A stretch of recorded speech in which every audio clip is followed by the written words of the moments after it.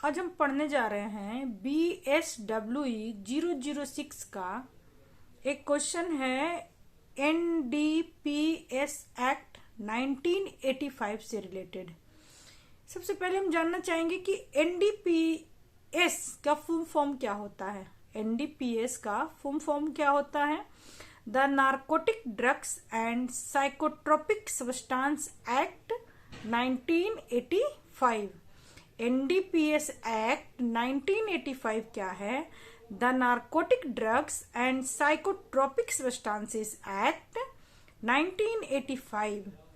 अब इसके बारे में हम थोड़ा सा परिचय करते हैं कि NDPS एक्ट के बारे में। नशीले पदार्थों से संबंधित narcotics and psychotropic substances act 1985 है, जिसके अंतर्गत कुछ खास परिस्थितियों में नशीले पदार्थों से संबंधित अपराध करने वालों के खिलाफ कार्रवाई होती है। ठीक है। इस अधिनियम का इस्तेमाल केवल नशीले पदार्थों से संबंधित अपराध करने वालों के खिलाफ होता है और उसमें किसी विशिष्ट अपराध के लिए दोषी ठहराए जाने की जरूरत नहीं पड़ती है। इस विशेष अधिनियम के अंतर्गत अनेक मामलों पर विवादास्पद निर्णय दिए जाते हैं। इस एक्ट के पूर्व भारत में अफीम अधिनियम 1857, 1878 तथा खतरनाक मादक द्रव्य अधिनियम 1930 ये 3 अधिनियम लागू किए गए थे। उसके काफी समय बाद 1985 में NDPS अधिनियम लागू किया गया। अब हम क्वेश्चन पे आते हैं। NDPS एक्ट से रिलेटेड 20 मार्क्स का क्वेश्चन आता है पेपर में। तो पहला क्वेश्चन है, NDPS अधिनियम 1985 के पहले क्या आप 4 प्रमुख कमियों को सूचीबद्ध कर सकते हैं? ये मैं नीरज की बुक से ले रही हूँ ये क्वेश्चन। NDPS अधिनियम 1985 के पहले क्या आप 4 प्रमुख कमियों को सूचीबद्ध कर सकते हैं? ये 20 नंबर का क्वेश्चन BSWE 006 में आता है, ऑलवेज आता है। तो हम अब इसके बारे में पढ़ते हैं कि मादक द्रव्यों से संबंधित NDPS अधिनियम 1985 एक महत्वपूर्ण अधिनियम है जो मादक द्रव्यों के अवैध व्यापार की रोकथाम तथा इससे संबंधित मुद्दों पर अपराधों व दंड के प्रावधानों का निर्धारण करता है। मादक द्रव्यों के बढ़ते दुरुपयोग व अवैध व्यापार संचालन की समस्या बढ़ती ही जा रही है। अपराधी कुछ तकनीकी कमियों का लाभ उठाकर छूट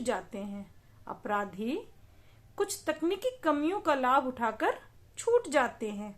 NDPS अधिनियम 1985 की 4 कमियां इस प्रकार है। पहला कमी है कि यह कानून मादक द्रव्य तस्करों के संगठित गिरोहों का सामना करने व दंड देने के लिए समुचित नहीं था। भारत में मादक द्रव्य दुरुपयोग के साथ इनका क्रय विक्रय और परिवहन बहुत बढ़ गया है। पड़ोसी देशों से मादक द्रव्यों का आयात निर्यात मादक द्रव्य तस्करों को बढ़ावा दे रहा है। मादक द्रव्य के अवैध व्यापार से निपटने के लिए इस अधिनियम में कोई न्यूनतम दंड निर्धारित नहीं किया गया था।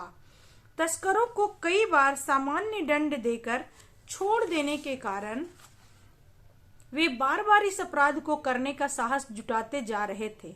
मादक द्रव्य अधिनियम 1930 के प्रावधानों में ऐसे अपराधों के लिए 3 वर्ष की सजा तथा जुर्माना व दोबारा अपराध करने पर 4 वर्ष की सजा तथा जुर्माने का प्रावधान था, जो कि अपर्याप्त था। इतने कम जुर्माने से क्या कोई डर जाता? वो फिर वही काम करता था। जेल से छूटने के बाद, जुर्माना देने के बाद वो फिर वही काम करता था। अब दूसरा नंबर है कि कानून लागू करने तथा दंड दिलाने वाली एजेंसियों को संपूर्ण जांच करने की शक्ति प्रदान नहीं की गई थी। कानून लागू करने एवं दंड दिलाने वाली एजेंसियों को संपूर्ण जांच करने की शक्ति प्रदान नहीं की गई थी। उस समय के केंद्रीय कानूनों में स्वापक सीमा शुल्क, उत्पादक और आबकारी जैसी महत्वपूर्ण एजेंसियां थी, लेकिन पूर्ण अधिकारों के अभाव में वे इन अपराधों की जांच व रोकथाम के लिए असमर्थ थी। अब नंबर तीसरा है कि पहले 3 प्रमुख केंद्रीय अधिनियम अफीम अधिनियम 1875, 1858, 1857, अफीम अधिनियम 1857, 1858 तथा खतरनाक मादक द्रव्य अधिनियम 1930 लागू किए गए थे, लेकिन इन मौजूदा कानूनों में अंतर्राष्ट्रीय समझौतों के अनुसार प्रावधान शामिल नहीं थे। भारत जिन संधियों, सम्मेलनों और समझौतों में शामिल था, उनमें अनेक शर्त थी जो इन कानूनों के अंतर्गत या तो आंशिक रूप से आती थी या नहीं आती थी। और नंबर 4 क्या है कि व्यसन के नए मादक द्रव्यों का उत्पादन व मनोपरिवर्तक मादक द्रव्यों का व्यसन राष्ट्रीय सरकारों के समक्ष एक बड़ी समस्या है। 1971 में मनोपरिवर्तक मादक द्रव्यों पर हुए समझौते के अनुसार ऐसे कोई व्यापक कानून नहीं थे जिनके अनुसार मादक द्रव्यों पर प्रतिबंध लगाया जा सके। अतः नए मादक द्रव्यों के उत्पादन व अवैध व्यापार से गंभीर भयानक स्थिति पैदा हो गई थी, जिनकी रोकथाम के लिए पर्याप्त प्रावधान नहीं थे। अब एनडीपीएस एक्ट के से रिलेटेड और भी क्वेश्चन हैं जो कि 20 नंबर के आते हैं। तो अब हम अगला क्वेश्चन देखते हैं कि एनडीपीएस अधिनियम 1985 का क्षेत्र क्या है। क्वेश्चन क्या है कि एनडीपीएस अधिनियम 1985 का क्षेत्र क्या है। तो इसका आंसर हम लिखेंगे कि एनडीपीएस अधिनियम 1985 मादक द्रव्यों से संबंधित अधिनियम है। एनडीपीएस अधिनियम 1985 मादक द्रव्यों से संबंधित अधिनियम है। इसमें 83 धाराएं, कितनी धाराएं हैं? 83 धाराएं, 83 धाराएं तथा मनोपरिवर्तक मादक द्रव्यों की एक सूची शामिल की गई है। इस अधिनियम के अंतर्गत प्राय बहुत सारे मामले न्यायालयों में प्रस्तुत किए जाते हैं तथा अनेक विवादास्पद निर्णय दिए जाते हैं। अधिनियम के वास्तविक प्रावधानों में कुछ गतिविधियों पर प्रतिबंध, नियंत्रण तथा विनियमों का संकलन किया गया है। अपराधों और दंडों से संबंधित प्रावधानों के द्वारा उन्हें और अधिक शक्तिशाली बनाया गया है। अधिनियम के अध्याय 3 में पर्याप्त प्रावधानों व अध्याय 4 में अपराधों व दंडों को सशक्त प्रावधानों से जोड़ा गया है। यह अधिनियम का सबसे बड़ा अध्याय है। इसके अनुसार धारा 15A 27A विभिन्न अपराधों की सजा से संबंधित है। नंबर 2 धारा 32 अवशिष्ट दंड प्रावधान है। नंबर 3 धारा 28 से 30 प्रयत्न भड़काना, तैयारी करना। धारा 31 से 31A अपराधी सिद्ध होने के बाद कठोर दंड देना। धारा 31 का कुछ अपराधों के लिए मृत्यु दंड भी है। 5वां है कि धारा 38 क्या है। धारा 38 कंपनियों द्वारा किए गए अपराध। धारा 32A 33 सजा को समाप्त करना तथा परिवीक्षा पर छोड़ने का प्रावधान।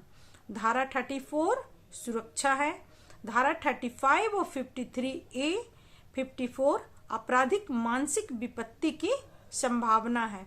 धारा 36 से 36D विशेष न्यायालय।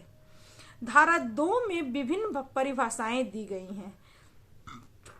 व्यसनी चरस, गांजा, भांग, कोका तत्व, कोकीन, मादक द्रव्य अवैध व्यापार, अफीम, मादक द्रव्यों का निर्माण, निर्मित मादक द्रव्य, स्वापक मादक द्रव्य, पोस्त अंगों का अर्श, पोस्त अंग संक्रेदन, कृत्रिम अफीम, अफीम पोस्त, स्वापक या मनोपरिवर्तक मादक द्रव्य उत्पादन, हेरोइन आदि की विस्तार से परिभाषा दी गई है, जिससे कि कोई तकनीकी चूक का लाभ ना उठा सके।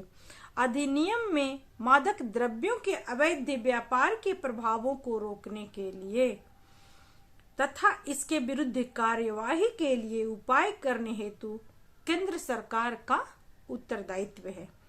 धारा 4 केंद्र सरकार को मादक द्रव्य पदार्थों के विरुद्ध अधिकार देती है। इस धारा के अंतर्गत मार्च 1986 में स्वापक नियंत्रण ब्यूरो की स्थापना हुई। स्वापक नियंत्रण ब्यूरो की स्थापना कब हुई?